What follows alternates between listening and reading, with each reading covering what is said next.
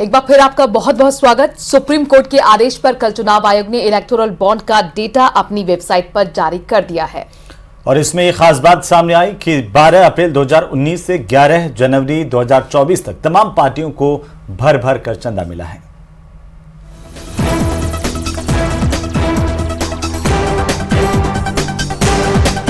लोकसभा चुनाव से ठीक पहले चुनावी चंदे का मामला जोर पकड़ चुका है।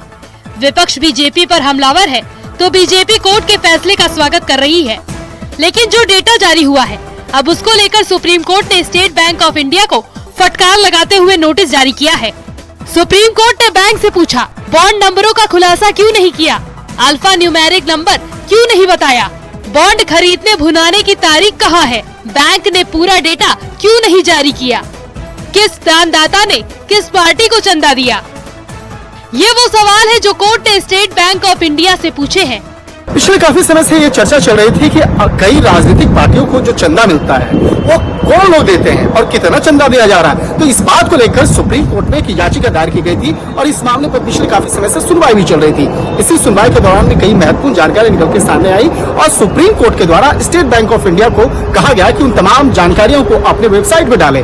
अब उसके बाद स्टेट बैंक ऑफ इंडिया ने कई जो जानकारियां जो है वो अपने वेबसाइट पर तो डाल दिया, लेकिन अभी भी उसमें से तकनीकी तौर पर कई जानकारियों को साझा नहीं किया गया है। लिहाजा इस मामले पर सुप्रीम कोर्ट का एक सख्त निर्देश जारी किया गया और कहा गया कि सोमवार को उन तमाम जानकारियों को साझा किया जाए।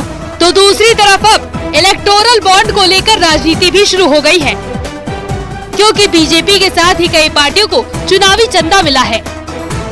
दानदाता ने बीजेपी को 6060 करोड़ चंदा दिया, टीएमसी को 1609 करोड़ चंदा मिला, कांग्रेस पार्टी को 1421 करोड़ का चंदा मिला। यानी ज्यादातर पार्टियों को चुनावी चंदा मिला है और बयानबाजी भी चौतरफा हो रही है। कोर्ट का जो आदेश है उसका पालन सबको करना पड़ता है और इलेक्शन कमीशन ने उसका पालन करते हुए जो डेटा था उनके पास उन्होंने वह अपनी वेबसाइट पर डाल दिया है। देखिए, मैं उस पर अभी एक विश्लेषण मैंने किया है, अगले 10-15 मिनट में निकलवा रहा हूँ, आपको सारी जानकारी मिल जाएगी किस तरीके से ये इलेक्टोरल बॉन्ड का दुरुपयोग किया गया है। 60% इलेक्टोरल बॉन्ड सिर्फ बीजेपी को गए हैं, 60%, 60% बीजेपी को गया है। और मैंने दिखाया है इस विश्लेषण के द्वारा कि किस तरह से ईडी, सीबीआई, इनकम टैक्स का दुरुपयोग किया है और जिन्होंने चंदा दिया है उनको क्या कहां से कॉन्ट्रैक्ट मिले हैं, हाईवे के कॉन्ट्रैक्ट मिले हैं, टनल के धंधे मिले हैं और कोई प्रोजेक्ट मिला है, तो ये सब मिली भगत। दरअसल चुनावी चंदे की चिंता इसलिए हो रही है क्योंकि सभी सियासी दलों की दहलीज पर लोकसभा चुनाव दस्तक दे रहा है। ऐसे में चुनाव से ठीक पहले इलेक्टोरल बॉन्ड का डेटा सार्वजनिक होने से सियासतदानों की टेंशन बढ़ चुकी है। Bureau report, news 18। तो वहीं पाकिस्तान से भारत आए लोगों को नागरिकता मिलनी शुरू हो गई है। जैसलमेर में भी 11 लोगों को भारतीय नागरिकता दी गई है। नागरिकता मिलने के बाद सभी लोगों के चेहरे खिल उठे। सीए लागू होने के बाद इनकी नागरिकता का दरवाजा भी खुल गया था। देखिए ये खास रिपोर्ट।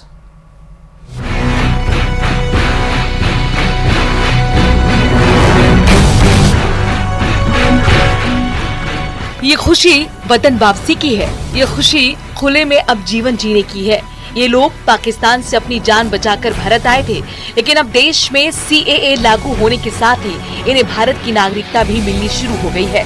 पाकिस्तान में अपनी जमीन, घर, इज्जत लुटाकर मुश्किल से भारत पहुंचे इन लोगों की केंद्र ने पीड़ा सुनी और वो किया जिसका इंतजार पाकिस्तान में प्रताड़ना झेल रहे हिंदुओं को लंबे समय से था। 2012 से 2014 के बीच में ये लोग पाकिस्तान से भागकर जैसलमेर में आए थे। उसके बाद से ही इन्हें नागरिकता का इंतजार था, जो अब पूरा हो गया है। 6 महिला और 5 पुरुषों को जैसलमेर कलेक्टर ने नागरिकता दे दी है।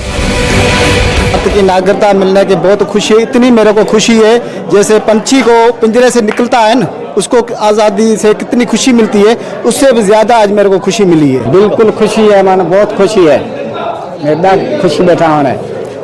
मोदी साहब रोते आज बुगेरो काले बुगेरो रोते मोदी धन्यवाद घनी दा पहले मोदी ना है वोट।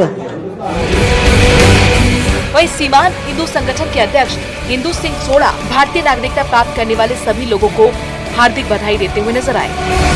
बेहद खुशी है कि आज एक हम ऐसे कार्यक्रम में शरीक हुए हैं जहां पर 11 पाक विस्थापितों को भारतीय नागरिकता मिली है और ये एक ऐसा मौका है जो एक तरफ सीए लागू हुआ है और उसके ठीक चौथे दिन बाद में ये नागरिकता का यहाँ पर एक प्रक्रिया शुरू हुई है। सबसे पहले तो हम सीए कानून का स्वागत करते हैं और इसमें कुछ राबता है उस पर अपन बाद में बात करेंगे। कलेक्टर महोदय के बहुत धन्यवाद देते हैं जिन्होंने जब मैं मिला और पूरा सहयोग किया और उन्हीं के सहयोग के पात्र आज लगभग 1 साल के बाद मार्च 2023 में टीना राबी जी ने एक नागरिकता कैंप लगाए थे, उसके बाद आज 11 लोगों को भारतीय नागरिकता मिली।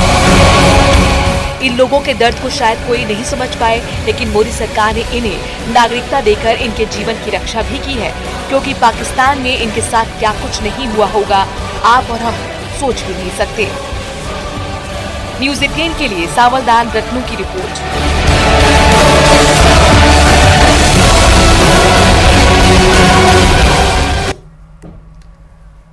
अरब को